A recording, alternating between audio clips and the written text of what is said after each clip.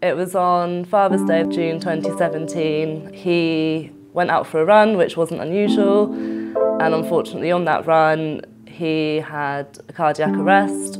We later found out that he had an undiagnosed hereditary heart condition, which we were all massively shocked about.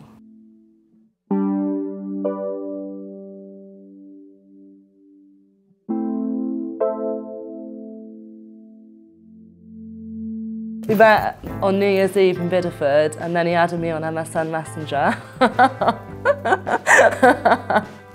And then we just started talking, and yeah, the rest is history. Met up, and yeah, we were together 12 years. Jay had like a real passion for life. He loved going back to his hometown in Bude. He loved visiting friends all over the country. We always had something on every single weekend. He had a big social life. Obviously, after Jay first died, the whole family came together, and it was Dan who brought up the idea of starting a charity, which we all felt was the right thing to do, and it's something that Jay would have wanted and would have done himself had he been in that position. If we can save one family from going through what we have been through as a family and are still going through as a family, then it would mean that all the hard work that we're doing is worth it. That's what drives me every day to get our message across. The logo for Jay's Aim and the name for Jay's Aim is something we thought about long and hard.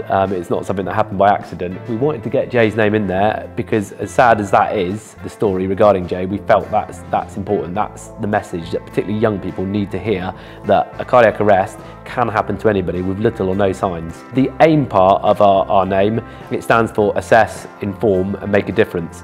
Assess is the fact that we promote cardiac screenings, normally offered by another charity called Cardiac Risk in the Young, travel around the country, set up screenings. Anybody can attend, completely free of charge. They only take 10 minutes. You basically have an ECG, you fill out a questionnaire. If needed, you have what's called an echocardiogram, and that's it. And in 99% of cases, people go home knowing that actually their heart is healthy. So my thoughts on cardiac screening is that it should become part of protocol, that players, whether amateur or professional, should be screened to make sure they're 100% healthy to play the game.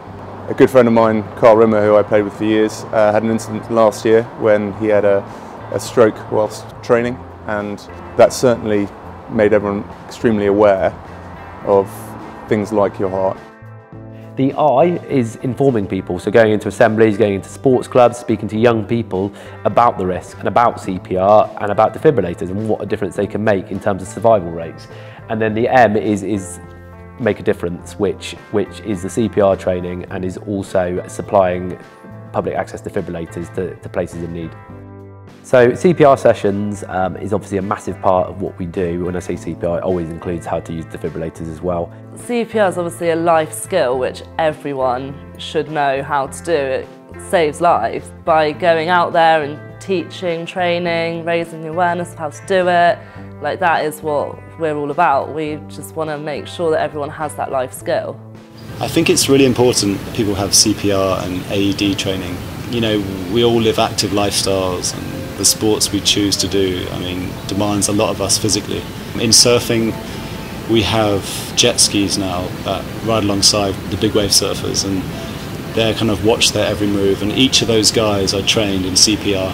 To be trained in CPR, I feel that it's almost something that we all need to have as a skill. The fact this charity is pushing to have this more is such a great thing. So a lot of our funding as a charity goes towards public access defibrillators. Defibrillators can be put anywhere. For us, we try to target places where young people are going to train or do a lot of exercise, whether that be a sports club or just somewhere with a big footfall in terms of young people. So far as a charity, we've trained just over 1,200 young people in CPR and use of a defibrillator. We've put about 8 public access defibrillators out into public places. The number of people who follow us on social media has grown a huge amount since we started the charity, and that's been a really good indication of how far we've come. In terms of fundraising, we've had all sorts of things. People have been massively generous with their time and their money. We'd just like to say thank you to everyone that supported us today, all the local businesses, friends, family, people we've never met before. Really, really appreciate your support. Jay was such a proud dad, like he adored Remy. The fact that we've got sort of this legacy for him and we've done something in his name, like I'd like to think that years down the line he will want to be involved and he will want to like play a part in what we do. I think that Jay would be massively proud of what we've achieved so far and what we've done and who's been involved. That he was a massive sports fan. Our weekends usually revolved around the Exeter Chiefs or Tottenham Hotspur, and the fact that the Exeter Chiefs Foundation have been so supportive and we've got that partnership with them, and Kai Horseman is on board, and yeah, he would just be loving it.